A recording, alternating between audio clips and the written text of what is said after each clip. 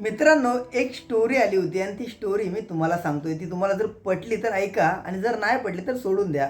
तर मित्रांनो, आई वडिलांना एकुलता एक मुलगा होता. त्या मुलाला आयुष्यभर कष्ट करून त्याने शिकवलं आणि शिकवल्यानंतर तो मुलगा मोठा झाला आणि एक वेळा त्याला चांगली नोकरी लागली. चांगल्या पगाराची नोकरी लागली. आईबापांनी कष्ट करून आयुष्यभर राबून त्या मुलाला शिकवलं होतं.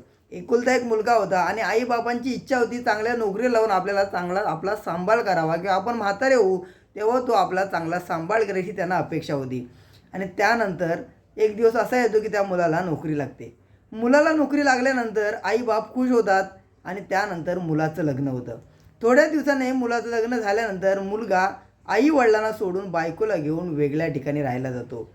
आयुष्यभर आईबापाने ज्या मुलाला लहानाचं मोठं केलं, जीवाचे पर्वा न करता कष्ट करून त्याला मोठं केलं, शिकवलं, त्याचं चांगल्यापणी संगोपन केलं, त्याच मुलानं लग्न झाल्यानंतर बायकोला घेऊन वेगळा राहू लागला. आता सुरुवात झाली ती त्यांच्या आयुष्यामध्ये येणाऱ्या उतारवयाची. आणि ज्यावेळी त्या आई वडिलांना त्याचा आधार हवा होता त्याच वेळी तो आई बापापासून दूर गेला.